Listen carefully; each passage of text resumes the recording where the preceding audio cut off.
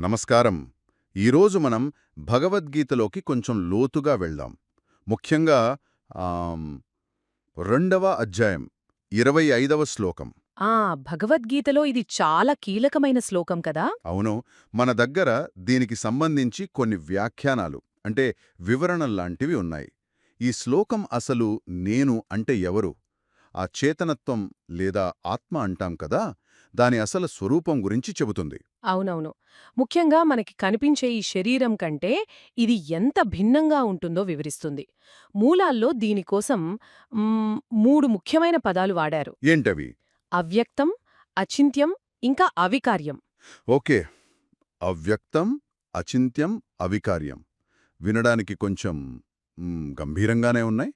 కొంచెం వివరంగా చెప్తారా? మొదటిది అవ్యక్తం. అవ్యక్తం అంటే సింపుల్గా చెప్పాలంటే మన ఇంద్రియాలకు కనిపించనిది, వినిపించనిది.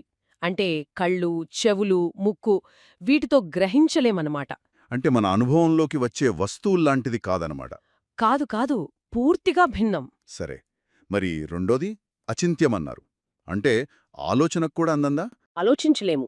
ఎందుకంటే మన ఆలోచనలు ఎప్పుడూ అంటే ఏదో ఒక రూపం, రంగు, సైజు ఇలాంటి వాటి మీద ఆధారపడతాయి కదా. అవును. కానీ చేతనత్వానికి ఇలాంటి భౌతిక లక్షణాలు లేవు. కాబట్టి మన చిన్న మనస్సు దాన్ని పట్టలేదు. మన ఆలోచనా శక్తికి అది అతీతమనమాట. ఓ, రూపం లేనిదాన్ని మనస్సు ఎలా పట్టుకుంటుంది? కరెక్టే, అది అచింత్యం వెనుక ఉన్న భావన కావచ్చు. సరే, ఇక మూడోది అవికార్యం. వికారమంటే మార్పు అనుకోవచ్చా? మార్పు లేనిదా? అంతే.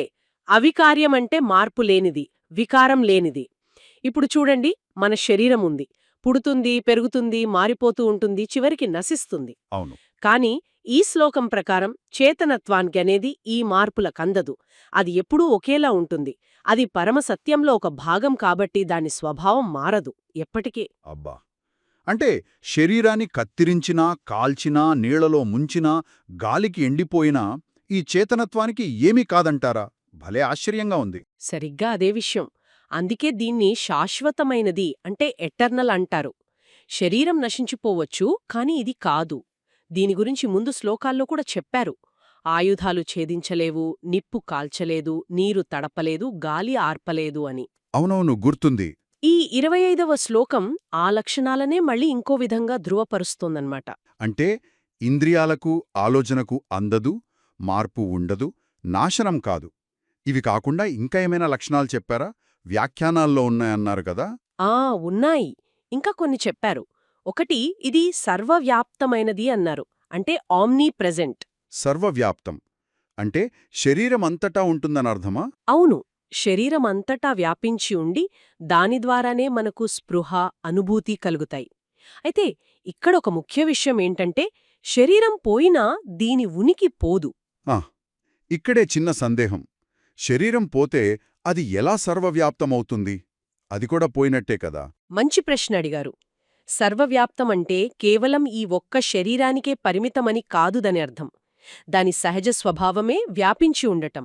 శరీరం అనేది ఒక సాధనం లాంటిది. దాని ద్వారా అది బయటకు వ్యక్తమవుతోంది. ఆ సాధనం పోయినా దాని మూల స్వభావం అలాగే ఉంటుంది. ఓకే, ఓకే, అర్థమైంది. అలాగే దీన్ని అచలం లేదా స్థానువు అన్నారు. అంటే ఇమ్మూవబుల్. అది కదలదు, దాని స్థానం మారదు. కదలదా? అంటే దాని సహజ స్థితి నుంచి అది మారదు. ఇంకా సనాతనం అన్నారు. అంటే ప్రైమీవల్, అన్నిటికంటే పాతది, ఆదినుంచి ఉన్నది. సర్వవ్యాప్తం, అచలం, సనాతనం. వావ్!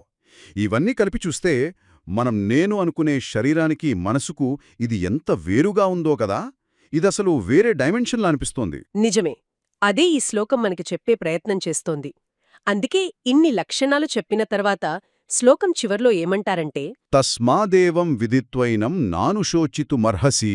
అంటే దాని అర్థం అంటే, ఓ అర్జునా, ఆత్మ యొక్క ఈ నిజమైన మార్పులేని స్వభావాన్ని ఇలా తెలుసుకున్నావు కాబట్టి నువ్వు దుఃఖించడం, బాధపడటం తగదు అని శ్రీకృష్ణుడు చెబుతున్నాడన్మాట. దుఃఖించవద్దు అంటున్నారా? అంటే కేవలం ఇది తెలుసుకుంటే బాధపోతుందా? ఎలా? ఇక్కడ బాధపోవడమంటే అంటే మన ఎమోషన్స్ని అణిచేయమని కాదు. మన బాధకు, దుఃఖానికి కారణమేంటి?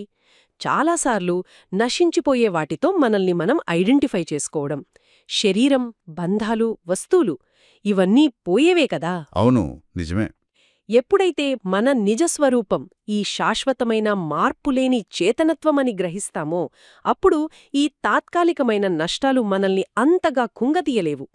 అశాశ్వతమైన వాటికోసం శాశ్వతమైన నేను ఎందుకు దుఃఖించాలి అనే ఒక అవగాహన వస్తుంది. ఆ, అర్థమైంది. అంటే దృష్టి మారుతుందన్నమాట. సరే, మొత్తం మీద చూస్తే ఈ మూలాల ప్రకారం భగవద్గీత 2.25 చెప్పేదేంటంటే చేతనత్వం అనేది మన ఇంద్రియాలకు, మనసుకు అందనిది, మార్పులేనిది, నాశనం లేనిది, శాశ్వతమైనది, అంతటా ఉండేది, కదలనిది, అన్నిటికంటే పాతది. ఇది శరీరానికి పూర్తిగా వేరు. ఈ నిజం తెలిస్తే దుఃఖం నుంచి బయటపడొచ్చు అని సూచన. ఖచ్చితంగా మీరు సరిగ్గా చెప్పారు. అయితే ఇక్కడ మనందరం ఆలోచించాల్సిన ఒక ప్రశ్న మిగిలి ఉంది. ఏంటది? ఈ అవగాహన ఉంది కదా, చేతనత్వం శాశ్వతం, అది పరమసత్యంలో భాగం, ఇదంతా కేవలం ఒక ఫిలాసఫీలాగా పుస్తకాల్లో ఉండిపోతుందా, లేక మన రోజువారీ జీవితంలో మన అనుభవాలని, మనల్ని మనం చూసుకునే విధానాన్ని, అసలు మన ఉనికి యొక్క అర్థాన్ని నిజంగా మార్చగలదా? ఈ జ్ఞానం ఆచరణలోకి ఎలా వస్తుంది? అది ఆలోచించాల్సిన విషయం.